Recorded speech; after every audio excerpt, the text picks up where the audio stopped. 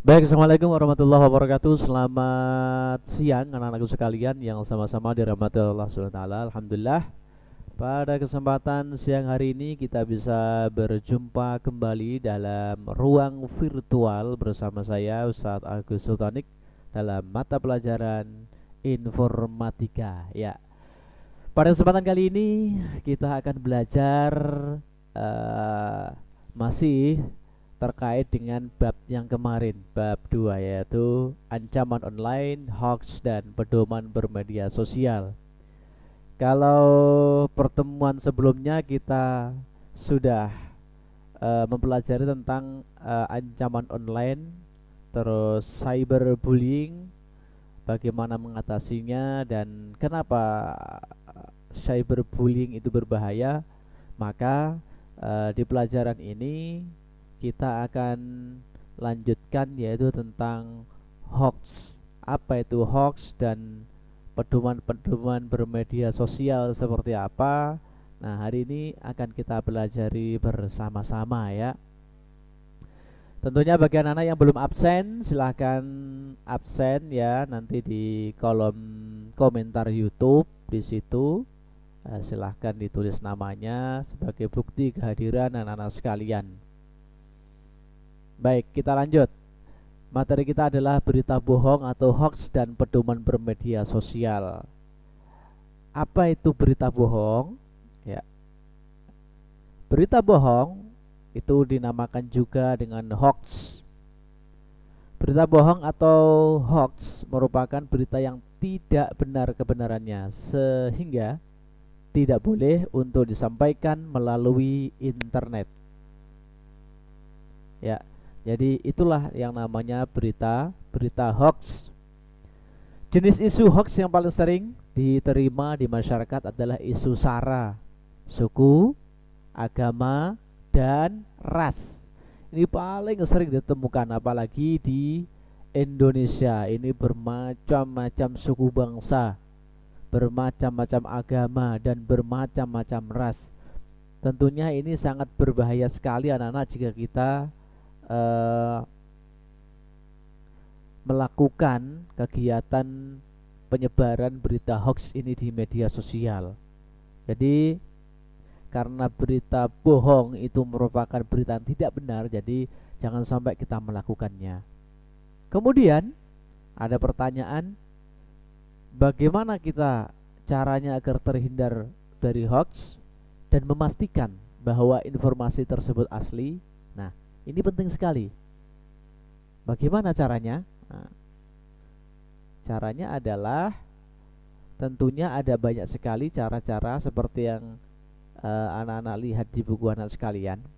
Di sini ada langkah-langkahnya untuk memastikan bahwa informasi tersebut asli atau bukan hoax. Yang pertama adalah cermati alamat situs. Cermati alamat URL-nya. Jika berasal dari situs yang belum terverifikasi sebagai institusi resmi, maka itu diragukan kebenarannya. Contoh yang resmi ini adalah yang berakhiran org.id atau .co.id atau sch.id. Itu alamat-alamat situs yang bisa dipercaya. Jika alamat website tersebut berasal dari blog gratisan, maka perlu diragukan kebenarannya. Artinya anak-anak harus cermati dulu ya situsnya yang diketikkan. Ketika kita mengetik di Google www.google.com, kita mencari suatu berita, ternyata berita itu berasal dari blog, maka kita harus cross check dulu ya. Jangan asal percaya. Kecuali kalau uh, seperti situs resmi go.id, org.id, ini bisa dipercaya. Oke, mari kita lihat contoh selanjutnya ya. Kita akan lihat contoh-contoh uh, perbandingan ya antara hoax dan tidak ya. Ini ini gambar asli yang sebelah kanan. Ini adalah gambar asli. Nah, tetapi kemudian diselewengkan oleh banyak orang menjadi gambar yang tidak asli. Seperti apa? Contohnya seperti ini. Nah, mirip ya. Ini gambar yang hoax yang tersebar seperti ini. Padahal yang asli adalah di sini. Akhirnya diselewengkan atau dijadikan berita yang bohong menjadi seperti ini. Nah, ada lagi contohnya seperti ini. Gambarnya Pak Presiden, kursinya sama, semuanya sama kecuali orangnya. Coba kita lihat perbandingannya, persis, bajunya sama, ya kan? Cuma diganti wajahnya saja. Ya ini akhirnya menjadi gambar hoax seperti itu, ya. Nah, ini adalah gambar hoax. Itu contoh perbandingannya. Jadi kita harus betul-betul teliti melihat gambar itu hoax atau tidak. Nanti di belakang akan saya ajarin bagaimana cara kita mengecek gambar-gambar itu hoax atau tidak. Oke, kita lanjut. Langkah yang tadi yang pertama, sekarang langkah yang kedua. Periksa fakta. Perhatikan sumber dan penulis beritanya, ya. Kita periksa faktanya. Apakah benar-benar beritanya seperti itu? Kita lihat juga sumber penulis beritanya apa. Seperti detik.com itu terpercaya. Kompas.com itu adalah sebuah penulis berita yang sangat terpercaya. Jadi media massa yang besar dan terpercaya itu salah satunya tuh tadi yang saya sebutkan tadi adalah ada Kompas, ada juga Jawa Pos, kemudian ada Tribun, itu sumber dan penulis berita yang terpercaya. Yang ketiga, mencari sumber lain dan membandingkan. Nah ini, jangan asal kita sudah tahu satu sumber langsung kita share. Padahal kita belum sempat membandingkan dengan yang lain. Akhirnya kita nggak tahu kebenarannya seperti apa, karena kita begitu ada langsung kita share, ya. Jangan sampai begitu. Kita harus cek dulu, kita bandingkan dulu. Ya seperti tadi yang di depan tadi kita bandingkan. Kemudian yang keempat, cek keaslian foto menggunakan software khusus seperti Yandex, TinyXC, Fake Image Detector, dan Google Search Image. Atau menggunakan cara termudah yaitu masuk ke website https reverse foto. Nah, di sini kita tinggal mengunggah aja, unggah gambar. Dalam waktu singkat Anda akan lihat foto di web lain dengan gambar yang sama. Jadi kalau kita mau lihat foto itu asli atau tidak, maka kita tinggal klik aja di sini. Kemudian nanti akan muncul, ya, gambar-gambar lain di web-web yang lain. Nah, jadi kita langsung bisa membandingkan apakah gambar ini asli atau tidak. Kemudian yang kelima, kita ikut dalam komunitas anti hoax. Nah, ini perlu sekali anak-anak, ya. Kita ikut komunitas anti hoax seperti ini. Kenapa? Ketika ada hoax, nanti langsung di sini akan memberikan kita informasi. Yang keenam adalah bertanya kepada orang tua dan gurumu. Jadi ketika anak-anak nggak tahu, ya tanya aja ke orang tuanya atau gurunya, ya, apakah gambar ini asli atau tidak. Kenapa berbahaya sekali kita menyebarkan informasi yang tidak benar kepada orang lain? Karena itu nanti kita masuk ke dalam undang-undang ITE, undang-undang elektronik, undang-undang informasi. Menyebar sesuatu yang hoax itu bisa jadi kita mendapat pidana. Jadi hati-hati, ya. Oke. Selanjutnya ini cara cerdas menangkal penyebaran berita hoax di media sosial. Ini sama dengan yang di depan tadi, cuma ada beberapa tambahan saja, ya. Jangan menyebar berita tanpa mengecek kebenarannya. Tadi di depan sudah saya jelaskan. Jangan terpengaruh hati-hati dengan judul provokatif. Biasanya untuk menarik banyak orang, maka judulnya ini agak provokatif. Jadi hati-hati, jangan terpengaruh dengan judul-judulnya begini, ya. Teliti, cermati alamat situs. Tadi nomor 1 tadi sudah saya terangkan di depan. Periksa fakta, tadi sudah juga. Teliti keaslian foto, tadi kita teliti menggunakan reverse boleh, Tini juga boleh. Ikut serta dalam grup, sudah tadi. Nah ini ringkasannya, ya. Segera adukan ke pihak berwenang bila menemukan berita hoax. Jika anak-anak yang terkena berita hoax, maka silakan anak-anak mengadukan itu semua ke dalam kepada pihak yang berwenang. Seperti itu, ya. Oke. Nah, ini tadi 6 cara menangkal penyebaran berita hoax. Selanjutnya, kita akan melanjutkan pedoman bermedia sosial. Nah, ini. Salah satu layanan internet paling populer adalah media sosial. Mau tidak mau anak-anak, media sosial ini adalah sebuah layanan internet yang paling populer saat ini. Ya, hampir semua orang mengenal. Mulai dari Facebook, Twitter, Instagram, YouTube, semuanya adalah media sosial yang sangat lekat dengan keseharian anak-anak ya. Bahkan orang tua kita. Walaupun umumnya media sosial memberi batasan umur 13 tahun.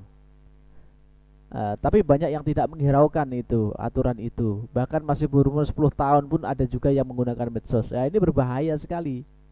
Karena ternyata di internet itu sudah ada sendiri khusus anak-anak di bawah 13 tahun. Apa saja Pak? Nanti di belakang akan saya jelaskan. Apa saja sih media sosial yang seharusnya dipakai oleh anak-anak ya. Seperti itu. Oke. Jadi bagaimana untuk anak-anak yang di bawah 13 tahun? Apakah boleh menggunakan media sosial? Jawabannya adalah boleh, tapi dengan syarat ya. Boleh tapi dengan syarat, yaitu selalu dalam pantauan orang tua. Ini penting sekali. Biar kita terhindar dari hoax, tidak termakan hoax. Stop hoax sekarang juga ya. Itu misi kita. Misi berbuat kebaikan, menangkal hoax itu termasuk berbuat kebaikan. Ini contoh media sosial yang ramah anak. Nah, setelah ini anak nanti juga bisa menggunakan ini. Ini ramah sekali dengan anak, artinya program-programnya sesuai dengan usia kalian ya. Yang pertama gram sosial. Sini gram sosial ini kalau di grup-grup yang 13 tahun ke atas ini namanya Instagram. Jadi hampir sama. Kemudian ini yang kedua adalah Kids Words. Di sana ada mainan anak-anak, ada bermain kata-kata, seru sekali di sini. Kids Words ini. Kemudian yang ketiga ini adalah Pop Jam. Pop Jam ini sangat luar biasa. Pop Jam ini keren sekali sebenarnya. Nanti coba anak-anak masuk salah satu di situ. Yang terakhir adalah Edmodo. Ini pembelajaran. Anak-anak bisa belajar di situ menggunakan Edmodo ya. Ya, itu tadi adalah contoh media sosial yang sangat ramah dengan anak. Nah, ini pedoman bermedia sosial. Nah, ini penting sekali. Pedomannya apa saja? Ya, yang pertama, pergunakan kata-kata yang sopan. Jadi anak-anak harus sopan ketika berada di media sosial. Kenapa harus sopan? Kenapa harus sopan? Karena jika tidak sopan, ini nanti jelas kata-katanya menjadi tidak bagus dan mengarah kepada hal-hal yang memuat pada kekerasan. Jadi harus sopan sesuai dengan etika yang berlaku ya. Yang kedua, hindari membuat berita hoax. Nah, ini pedomannya, jangan sampai kita menyebarkan berita bohong. Kemudian yang ketiga, hindari membuat informasi yang tidak sopan. Informasi yang tidak sopan itu kita hindari. Selanjutnya, yang keempat, meneliti kebenaran berita sebelum menyampaikan secara luas. Kita teliti dulu, kita cek dengan cara yang di depan tadi dengan membandingkan. Yang kelima, hindari membuka informasi pribadi secara luas. Jangan sampai informasinya pribadi nanti dikasih tahu ke orang-orang. Nomor PIN, nomor KTP dan seterusnya. Ini berbahaya. Ya, terutama tanggal lahir anak-anak ya, jangan sampai banyak orang yang tahu. Karena itu bisa jadi nanti disalahgunakan. Nama ibu dan tanggal lahir kalian jangan sampai banyak orang tahu. Itu hati-hati ya. Yang keenam, hindari melakukan pertemuan dengan orang yang baru kamu kenal secara online. Ya, ini penting. Jangan sampai kenalan di media sosial masih 1 hari diajak ketemuan. Nah, ternyata kita ngikut. Jangan. Diteliti dulu orangnya benerkah ini, baikkah ini gitu ya. Yang ketujuh adalah pasanglah foto profil diri secukupnya. Ya, yang menutup aurat lah ya. Yang penting bagus gitu. Oke. Baik, terima kasih anak-anak sekalian. Saya kira itu yang bisa saya sampaikan untuk hari ini. untuk pelajaran informatika. Semoga bermanfaat dan harapan saya mudah-mudahan anak-anak semua memahami apa yang tadi sudah saya jelaskan. Untuk tugas akan saya sampaikan di Google Classroom. Baik, terima kasih. Kurang lebihnya tentunya saya mohon maaf. Nun wal qalami wa ma yasturun. Assalamualaikum warahmatullahi wabarakatuh.